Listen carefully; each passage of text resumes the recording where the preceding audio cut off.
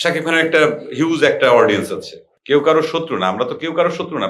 আমাদের বাংলাদেশের ফিল্মের যে অবস্থা আসলে, আমাদের তো প্রফেশনাল ইন্ডাস্ট্রি এখনো আমরা পাইনি। তা সেক্ষেত্রে ১ম কথা হচ্ছে যে ইন্ডাস্ট্রিটা আসলে সবাই মিলে একসঙ্গে কাজ করলে আ ইন্ডাস্ট্রিটা দ্রুত এগিয়ে যাবে এবং আশা করি যে আমাদের ইন্ডাস্ট্রি একটা প্রফেশনাল একটা ইন্ডাস্ট্রি হবে। এখন সেটা আমাদের জীবদ্দশায় আমরা দেখতে পারবো কিনা সেটা জানি না। কারণ আমরা যখন অভিনয় শুরু করি তখনও ভেবেছিলাম যে হয়ে যাবে। হয়নি। এটা আমাদের ব্যাড লাক। তা সেক্ষেত্রে আমি চিন্তা করে দেখেছি যেমন এই ঈদে আমার ২ টো ছবি আসবে। ৩ টে ছবি আসার কথা ছিল। একটা ছবির ডিরেক্টরের নাম বলছি না আমি।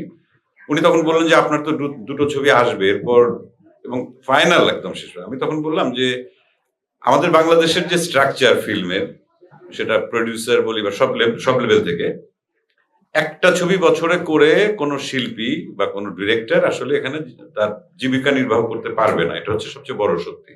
যে আমি একটা ছবি করলাম। একটা ছবির যে রেমুনারেশন দেবে অথবা আমাদের তো সেই জায়গাটা প্রফেশনাল জায়গায় আমরা পৌঁছাতে পারিনি কিন্তু।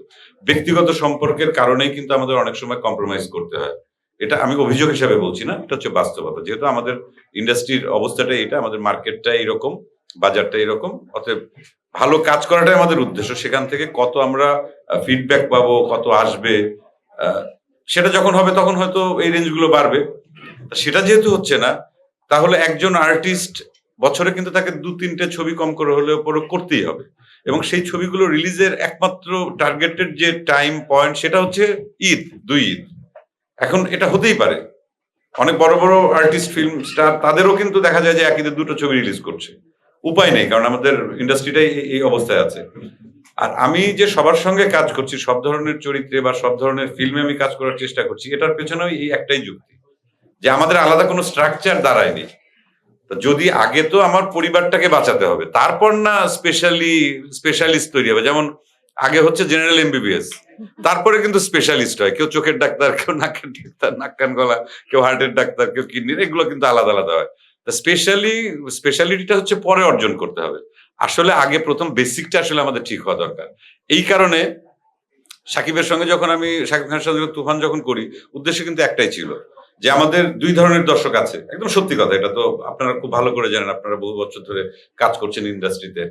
আ শাকিব খানের একটা হিউজ একটা অডিয়েন্স আছে। বা আমাদের কাজের কিছু দর্শকও আছে। সেটা তুলনামূলকভাবে হয়তো কম বেশি বা যেটাই হোক না কেন। তা আমি ওইটা আমার একটা চিন্তা ছিল যে আমরা একসাথে যদি কাজ করি তাহলে আমরা সব ধরনের দর্শককে আমরা পাবো।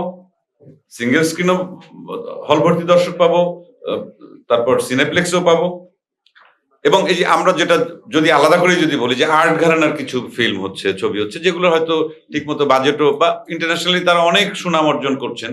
কিন্তু ওই ছবিগুলো কিন্তু আমাদের দেশের দর্শকরা কিন্তু দেখতে পারছেন না। কারণ ওই স্ট্রাকচারটা ওইরকম ভাবে তৈরি হয়নি যে কমার্শিয়াল ছবি ছাড়া ওই চালিয়ে আবার টাকাগুলো তোলা। তা সব জায়গাতেই যদি আমাদের এই মিলেমিশে আমরা যদি কাজ করি তাহলে কিন্তু প্রত্যেক সব ধরনের ছবি এগিয়ে যাবে এবং ফাইনালি যেটা হবে যে আমাদের ফিল্ম ইন্ডাস্ট্রিটা আগাবে। যেটা খুব জরুরি দরকার। এই কারণেই আসলে আমি এবং আমার মতো করে যদি আর ৫ জন বা ১০ জন আর্টিস্ট যদি এরকম চিন্তা করেন যে না, আমরা ভালো, ভালো কাজ করব। দ্বিধা-দ্বন্দ্ব সবকিছু ভুলে গিয়ে। কেউ কারো শত্রু না। আমরা তো কেউ কারো শত্রু না। কারো যোগ্যতা কেউ কেড়ে নিতে পারে না। এখন এই ঈদে ১০ টা ছবি হবে বা ৮ টা ছবি হবে। ৮ টা ছবিই দর্শক দেখবে। তো আমাদের বাংলাদেশের দর্শক কিন্তু অদ্ভুত। অদ্ভুত সুন্দর। শুধু অদ্ভুত না, অদ্ভুত সুন্দর এবং ভালো। এবং দর্শককে যদি সঠিক জিনিস, এটা আমি আমার ক্যারিয়ার দিয়ে আমি বলতে পারি যে সেই রূপকথার গল্প বা মন পুরাতে শুরু করে সর্বশেষ যে সিনেমাটি আমি অভিনয় করেছি, দর্শক ওই ছবিগুলো দেখেছে। আমি তো ওই অর্থে ধরতে গেলে কমার্শিয়াল কোনো হিরোও না বা আমার ওই ধরনের কোনো ভ্যালুজও নাই। কিন্তু সেই গল্পটা, সেই নির্মাণটা, সেই অভিনয়টা দর্শকের ভালো লেগেছে এবং দর্শক যখনই ভালো কিছু পায়, দর্শক কিন্তু ঝাঁপিয়ে পড়ে। আমাদের ভালোটাকে কিন্তু তারা মূল্যায়ন করে। এখন আমি কাজ খারাপ করলাম অথচ বলছি যে আমার দর্শক কেন আসছে না? দর্শক টানার দায়িত্ব তো গল্প দিয়ে, মেকিং দিয়ে, অভিনয় সবকিছু দিয়ে দর্শক টানার দায়িত্ব আমাদের। নির্মাতাদের, টেকনিশিয়ানসদের বা আমরা যারা কাজ করি স্ক্রিনে সামনে যারা কাজ করি। সো যদি এই ঈদেও যদি এটলিস্ট ৫ টা ছবিও যদি ভালো হয়, ফাটাফাটি যদি ৫ টা ছবি হয়, আমার বিশ্বাস যে একজন দর্শক ৫ টা ছবি দেখবে। কিন্তু আমরা মনে করি যে একটা ছবি দেখলে বড় আর দেখবে না। ব্যাপারটা তো তা না। আমি তো একবেলা খেয়ে বাঁচতে পারব না। আমাকে তো ৩ বেলাই খেতে হয়। তো ঠিক ছবি দেখার ক্ষেত্রে ভালো যে যত সংখ্যা বাড়বে, আমরা কিন্তু সেই সংখ্যার সাথে আমরা একটা ওটিটি প্ল্যাটফর্ম যখন সাবস্ক্রাইব করি, আমরা বেছে, বেছে কিন্তু ২০ টা, ৩০ টা, ৪০ টা সবগুলো কাজই দেখি। একটা কাজ নিয়ে পড়ে থাকি না।